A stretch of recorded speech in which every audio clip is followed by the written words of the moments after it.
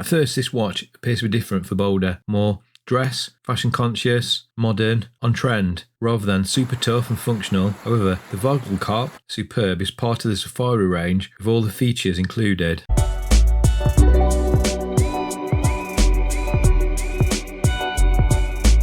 In this video, I'll answer the following questions. What does this watch look like on the wrist? Is it easy to tell the time with this watch? Does this watch work as diver? Why did they make this into a diver watch? And why is it called the Vogelkop Superb? I'll also look at the specification, what I like, what I don't like, possible improvements, and what I think overall. This has a dial painted in Mosu black, which absorbs 99.4% of light. On top of that, the super anti-reflective coating, which is multi-layers of AR both sides of the sapphire crystal, and the steel case is coated in deep PVD, which is a dark shade of PVD, as is the matching quick release bracelet, and the steel case is 40mm diameter, 12.5mm thick, including the crystal, which is a really good size to suit most wrists. It's got a standard diver's bezel, 120 click unidirectional, and it's made of stainless steel. It's got a Seiko NH38 automatic movement, which is the no date version, no ghost date position, and it's 200 meter water resistant. Questions.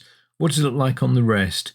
As you can see on my 7.25 inch wrist, it wears well, being 40mm with 46mm lug to lug length, and it's 12.5mm thickness. Its jet black appearance, I think, looks really good. It gives vibes of The Matrix, Batman, dark sunglasses, cool. Well, you get the point. Anyway, it certainly makes me want to wear my black leather jacket with it. Second question, is it easy to tell the time? For a start, the white hands are very clear to see against the black. No reflections, and also in the dark, there's a really good blue lume on the hands again, making it really easy and clear to see. And the two small circles at the 12 o'clock position are also illuminated, which make it easy to orientate the watch again so you can tell the time in the dark.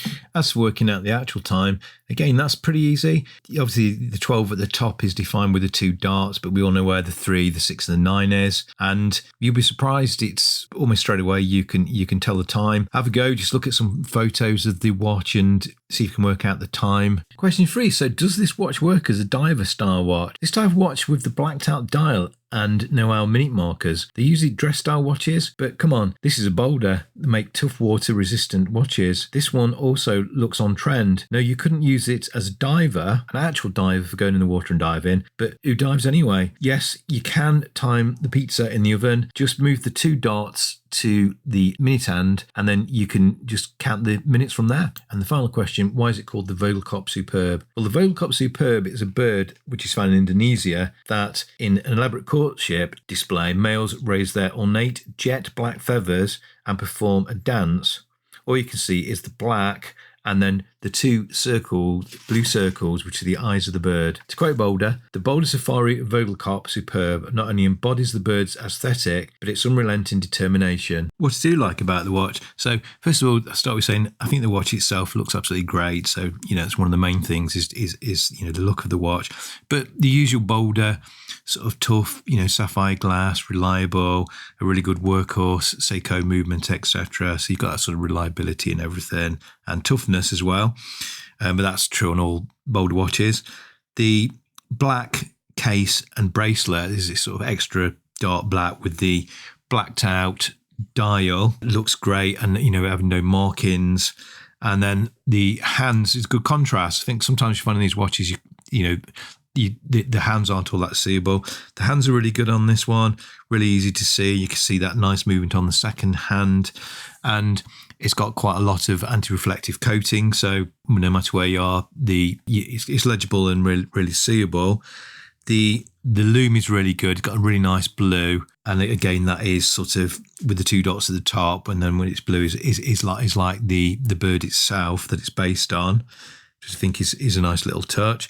I think that the two dots at the top, that again, reminiscent of what the bird looks like, looks great, and it gives good orientation. And you can actually use those two dots to move to either the minute hand or the hour hand, so that you can do timing, just general day-to-day timing and that sort of thing, either by minute or by hour. Really useful, and it orientates the watch and everything. I think these watches are definitely on trend. A lot of other brands are bringing these watches out.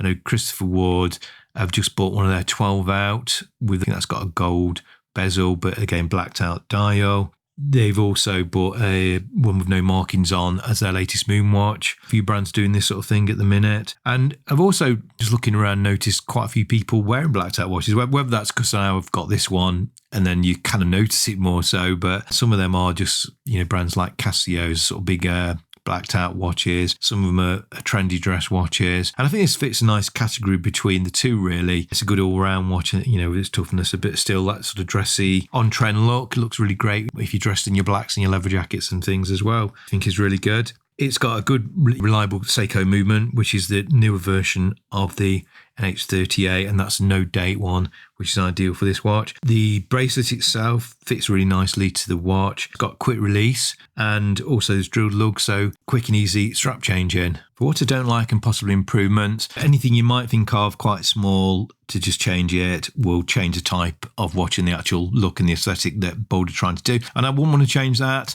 So really difficult to suggest much at all, to be honest. I really like the case and the bracelet and everything else. The bracelet has actually got split pins to take links out, put links back in. Possibly change that for screws would be always going to be improvement. But having said that, the push pins are just so quick and easy to do, and you only really do it once. That didn't really bother me. I don't think I'd alter it for me, but it's possible. It's got 3 adjustments, fine adjustments on the bracelet again, whether you could have a little bit more there or whether you could have a sort of on-the-fly adjustment again is always useful. So slight improvements there, but I think for the sort of cost and the watch it is, I just can't fault it really. So what I think overall? So overall, I really like everything about this watch. The look, how it wears, the material, the movement, and how BOLDR have put all these elements together. Overall, I'd say if you are looking for this type of watch, I'd highly recommend the BOLDR Safari Vogelkop Superb.